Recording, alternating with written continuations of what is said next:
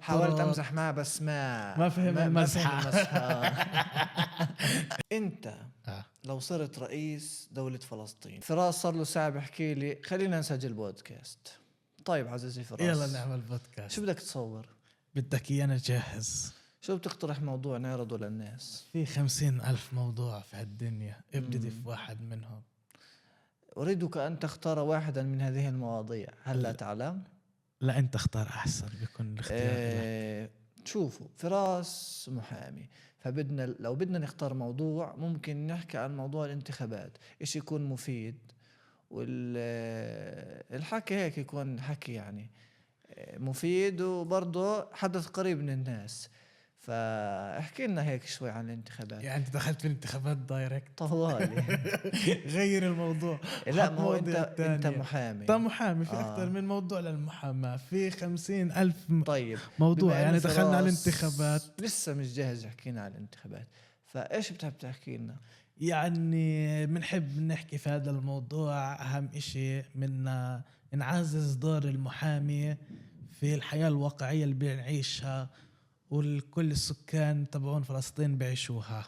طيب فحبينا نحكي شوي، عشان في ناس لما بدهم يرفعوا قضية أو ياخدوا قضايا بحاول أكتر إشي يتجنبوا المحامين. خلينا شوي نبعد عن الرسمية. خرف هيني خرف لي، اعتبرني أنا وياك معانا كاسة شاي واقصص علي من القول فإني أسمع. يعني في هذا الحكي اللي بحكي يا سمور، يعني في ناس كتير بيروح بتلاقيهم في هالمحكمة، بيروح على النيابات، بيروح يرفعوا شكاوي وكل شيء. بيسألوا هل دور المحامي مهم في هدول الأشياء ولا لا؟ بس قبل ما تكمل ممنوع تهز بالكرسي في البودكاست. تمام يلا كمل. فهلا أنا بحكي لكم إنه نصيحة، إنه دور المحامي مهم في هدول الأشياء. إنه مهما أنت ملاحظ إنه أنت لسه نايم بالحكي يا زلمة. الجماعة بتطلعوا علينا بيحكوا لنا إيش فيه يعني. أدخل في الموضوع ضايع. لا هيك أسوي فشفش. لح فشفش يعني يا جماعة الخير. أيوة. في أساسيات يعني بحاول أحكي لكم إياها، بس أنتوا رح تحاولوا تزهقوا، رح تضيعوا. طب وين بتطلعوا عليك؟ إيش؟ وين بتطلعوا عليك؟ لا أنا بحكي في الموضوع. لا لما بدك توجه لهم الكلام وين بدك تطلع؟ بطلع عليهم في عيونهم، بحكي لهم نور في راس كيف حالكم. طيب أيوة. نرجع للموضوع. هلا زي ما حكيت إنه في كتير أمور إنه المحامي بيلعب دور مهم في القضايا، خاصة سواء كانت في النيابة أو في الشرطة أو في القضاء أو في المحكمة. بعدنا عن هذا الموضوع، خلي هذا لجانب آخر. هنسأل فراس سؤال. بدك ترشح حالك للانتخابات؟ لا برشحش حالي للانتخابات. ليش؟ قديش عمرك؟ أنا عمري 25. طيب. بس لسه غيرك أيام النبي عليه الصلاة والسلام قادوا أمم بس إحنا في زمن الحالي في مسؤوليات وفي يا دوب نقود حالنا. لا يا دوب نقود حالنا في هالدنيا. فعشان هيك لازم في بس شوي. لا شوي يا دوب نقود حالنا، مش انه احنا يعني مش قصة احنا مش قد المسؤولية بالضبط، مش احنا على قد المسؤولية. لا بس انه الاوضاع الحالية صعب على الناحية الاقتصادية وعلى الناحية الاجتماعية وعلى يعني لما بدك توصل من نابلس، اسف على المقاطعة عزيزي، لما بدك توصل من نابلس لرام الله بس بدك 20 دقيقة صح؟ اكثر من 20 دقيقة، بدك نص ساعة. لا. وهذا حسب الحواجز، حسب حاولت امزح معه بس ما فهم المزحة. بس لا بدها اكثر من نص، بدها اكثر من 20 دقيقة. طيب يعني هي بتتعلق بالحواجز. طيب. وبالطرق. أيوة.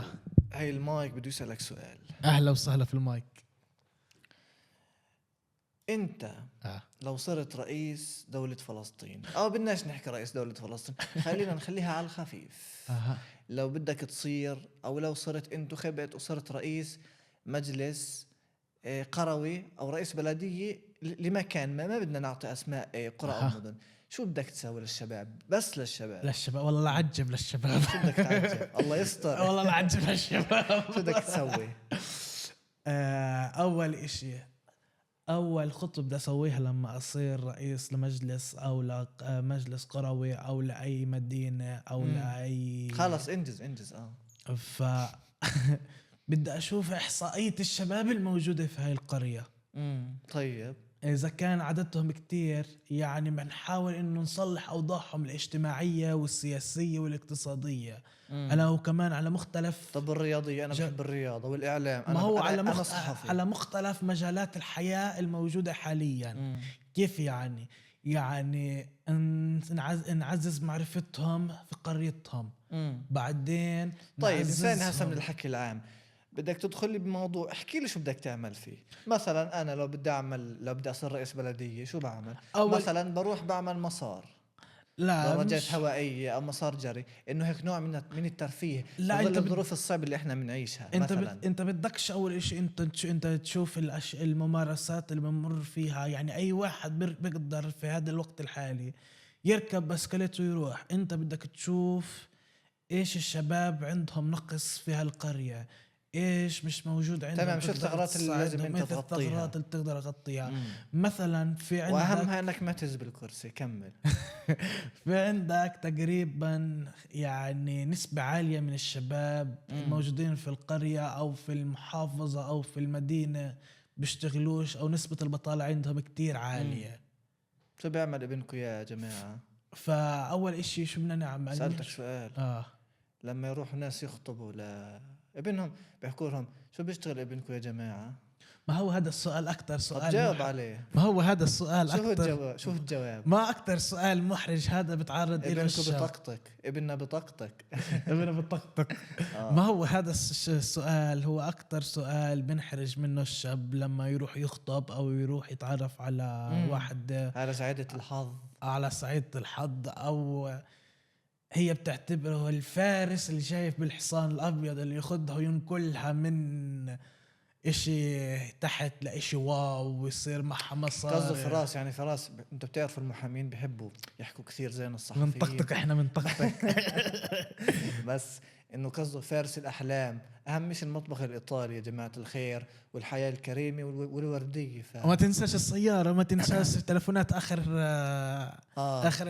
شو اسمه اخر اصدار واخر موديل مختلف. في ناس بيحبوا ياخذوا مرسيدس، في ناس بياخذوا بي لازم يكسر التليفون عشان انت تشتري لها واحد ثاني. وين يكسر التلفون؟ لو يصير في شق بسيط على شاشة الحماية بتحكي لك بدي ايفون 17 برو ماكس 256 جيجا بايت. عشان تعرفوا تشعب المواضيع عند الفلسطيني. كنا نحكي في الانتخابات، بعدين رحنا على موضوع سيارة مرسيدس ومطبخ إيطالي وفستان أبيض وعرس ومش عارف شو، والحصان الأبيض. ما تنساش شو خطتك يا رئيس بلدية أبصر مين؟ أول إشي أبصر مين يعني منطقة فاهم عليك. مش تقليل من أحد يا جماعة. فاهم عليك. أول إشي بدي أشوف وين نقاط الضعف للقرية. يا ابني قلت لي بدك تشوف شو بدك. ما بحكيش عن الشباب، أنا بحكي لك إنه في مشكلة موجودة. اعتبر إنه ما بدي أصلح القرية من أولها. الناس ما مثلا خلينا نقول بيطلعوا أولادهم يلعبوا رياضة. احنا بدناش نروح نحكي عن اول اشي اللعب الرياضة والاكتيفيتيز وهدول. اول اشي بدنا نشوف ايش احتياجات الساكن في هالقرية. يعني مثلا انا رحت على اكثر من مكان وزرت اماكن وزرت اكثر من قرى في مختلف انحاء فلسطين ورام الله والاماكن العامة هدول. فاهم اشي عنا نقص جغرافي كثير مخيف. شو كيف يعني نقص جغرافي؟ يعني عندنا نقص من المساحات الخضراء والأماكن اللي بتجنن. أغلبيتهم بروح. شو رأيك نعمل البودكاست على طريقتنا وننهي بهذا الحديث ونكمل فيما بعد؟ يعني شو هالبودكاست ما شاء الله عنا، يعني ما شاء الله عنا نسميه ما شاء الله عنا. ما شاء الله عنا يعني إشي يلا نحكي للكاميرا بودكاست 1 رقم 2 إن شاء الله قريبا. بودكاست 1 النهاية غير متوقعة، أنا هنا بغير وقته، بس إحنا بدنا هذا الإشي. We will see you again. أنا والأخ سمور.